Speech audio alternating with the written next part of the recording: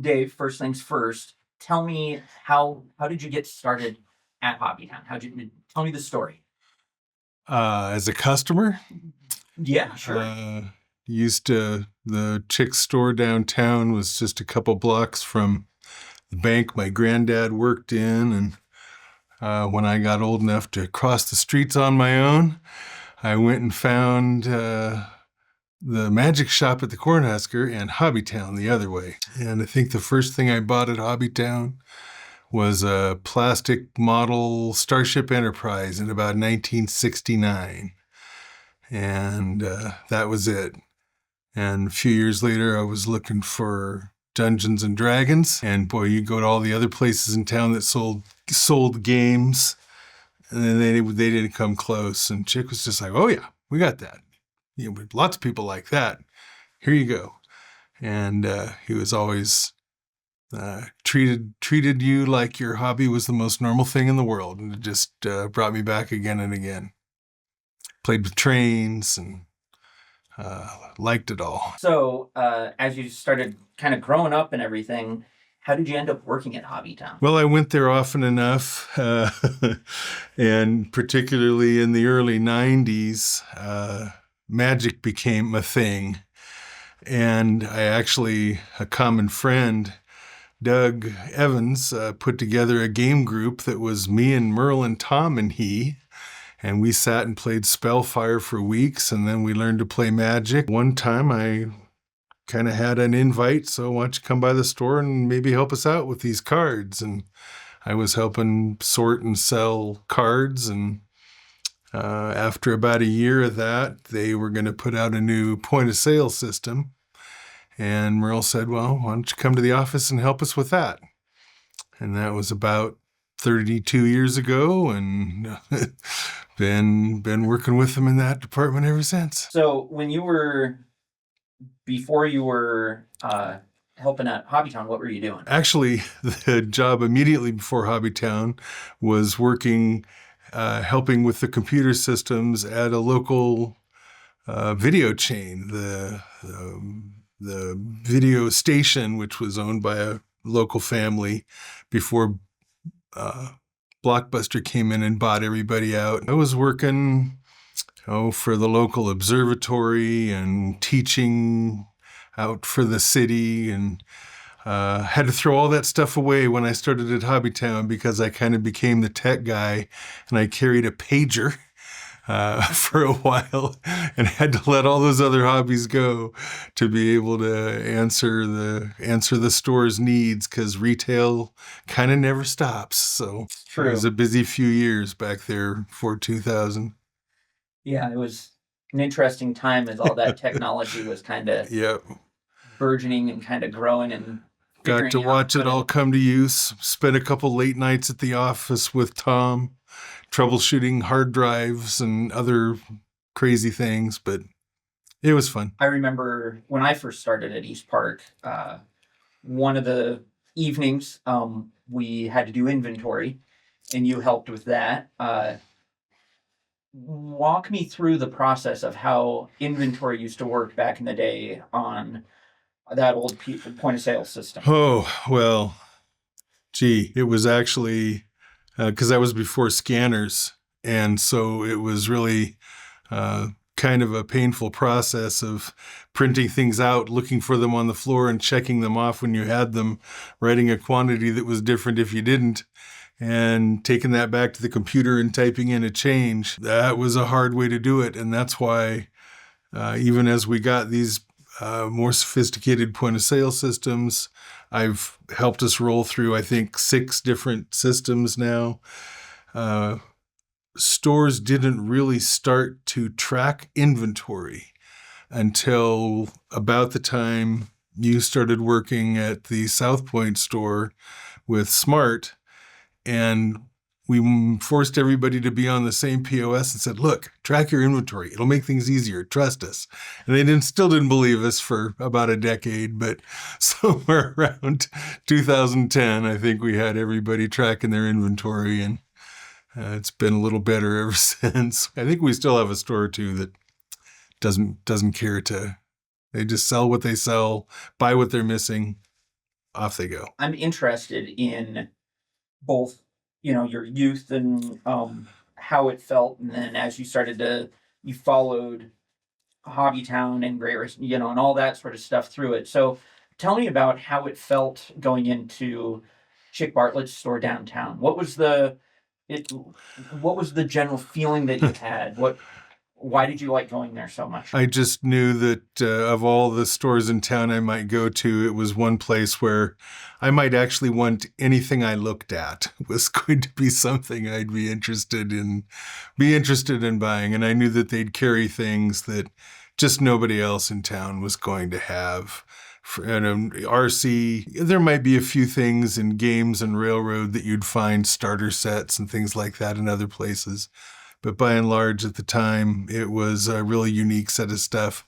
And like I said, in the days with Chick, it was somebody who was willing to make you feel comfortable with your hobby. And then by the time it was Great Race and Hobby Place, Tom was out there doing the same. And they were the first place in town that I recall that had computer games, which at the time were on cassette tape, which you had to go and load into your system, and they carried those and war games and other things that you just didn't find anywhere else. And Tom was into the hobbies himself, and you could tell that was a place where they shared your interests, not just in selling you the stuff, but in knowing what you liked and learning how to do it themselves.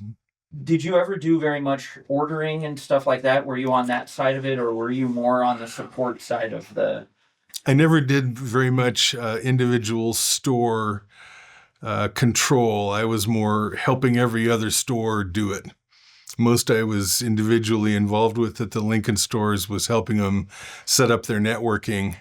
And this was in a day when we were running cables up and down through the ceiling, and things were pretty exciting for that. But I had to learn how our systems worked to be able to help teach everybody else how to do their ordering and their receiving. And I like to think I sort of introduced our printing barcode labels and using those and using scanners and moving to barcode label printers and all that. I helped make that happen somewhere around 2000, right about 2000, I think, that started to be a thing. And that was pretty exciting to be able to bring some real technology to them, and mostly just worked with the developers to make sure, and worked with Tom, who knew how all of it was supposed to work and created the first program, and how to make it do what it needed to do for them, and how to help them make money, and how to make it easy for a clerk to deal with a customer and get everybody what they needed. I remember you being always available and always being a good support apparatus for all sorts of questions that That's would come good to up know. that just I never thought I would come up with some weird question, but all right, who am I going to ask? It's going to be Dave, because he'll give me a reason why we do or do not do whatever it is. So just do it this way, Dan. Just do it. Quit asking questions. So, as you kind of went through that whole period, as you kind of grew in the support and, the back end sort of thing, what's maybe a skill that you've cultivated and learned that has really transferred to the larger part of your life from HobbyTown? That's an interesting question. Dealing with people with odd problems without yelling at them is probably a good way to look at it. Treating them as though what they think is a really serious problem, and I don't see as being such a big problem, as being about as big as they think it is, and helping them figure it out and solve it. And that's really just because one of the goals of the HobbyTown franchise had always been to let the store owners run the kind of store they wanted to run, let them carry the kind of things they wanted to carry, and be their own owner and do it their own way. Well, we tried to find a middle ground in everything we did. There's your way and there's the best way, and hopefully somewhere in the middle we can find a way to keep you running and keep you happy owning your store, and use the best solutions, best equipment, Not everybody wanted to spend all the money that we thought they ought to spend on the best equipment, but mostly we found a way. Yeah, I think you did. A lot of successful stores, over the years. So that is, we're an important part and are an important part to all of that. So, when you see maybe a HobbyTown commercial or maybe you drive by the store these days, when I see one of those nice commercials that Dan narrates these days, yeah. Is there a feeling that you get that's different than you just being at the office sort of thing? Is there a different feeling that you have about HobbyTown as the brand, and maybe what it evokes for you, or how do you feel about HobbyTown and kind of how it's been? It's interesting. I feel like a part of it. That's for sure. I feel like I take the commercials personally, and I love to be able to talk to other people about it when they hear here where I work, particularly since about the time you took that store and the store broadened its model in a lot of areas like puzzles and brio trains and the stuff that interested my daughter at the time. It's easy to tell anybody that, well, have you been to Hobbytown? And most people who've been in Lincoln for a while sure have. But those who haven't, I can say, well, I guarantee you go in there, there'll be someone wants for Christmas. There's just no way. And almost everyone there'd be something in that store they want for Christmas. Even the stodgy old guys like me, you're going to find something in there that you may have to learn what it is. But they've got a great variety of, it's the toys for all ages. It sounds kind of like, yeah, sure, but it really is. There's something in there that's going to be fun for about anybody. And I feel like I've been a part of it and carry it with me. So it's nice. It's nice. It is. It's kind of cool to see how it's changed over the years, and yet also. Well, I see they're making a Lincoln Monopoly board. They got to get a Hobbytown on that board somewhere. Let's hope. I think you can put in submit what you think should be on the board. So I'm just. Yeah. Just saying it out loud. If you want to submit, you can. It might help. Already done it. It asks specifically on there, are you the owner of this business? Yeah. So. I kind of fudged that one. Not anymore. What's your favorite hobby over the years from HobbyTown? Largely for me, I've been a gaming guy. I've done a little of everything, dabbled in everything. Bought a radio control car back in the day when you actually had to build it yourself, which was an interesting experience. An RC10T, I think it was. And nowadays everything's ready to run and you can just pull it out of the box and charge the battery and off you go. I haven't done so much of it lately, but yeah, I'm a board gamer. Used to be a card gamer way back when it started, played pretty much every collectible card game. And it was nice through those years that my daughter was into Pokemon and stuck with that and played Pokemon with her and liked the HeroClix and loved the Legos, loved the puzzles. So it was kind of fun to just share that stuff with her generation coming through. Back in the day when I started working, all they had that she liked were safari animals. And we created quite a collection of those. But then they carried a lot more, the Thomas the Tank Engine Brio and just, a little of everything. And she'll still drop in there to shop for people other than me now and again to be able to buy, what are the big-headed figures, Funko Pops. Yeah, he gets one of those for somebody every year. And but me, I still go in and check every now and again for what's new off the board games, and like that they have a place to play them there. Nice new game room to be able to board game. I haven't been into board game in the new room, but that's a goal, is to make that happen. Do you still play on Wednesday nights? Do you still do board games on Wednesday nights? I don't get out as much as I used to. It seems like I'm always busy. Imagine that. I know.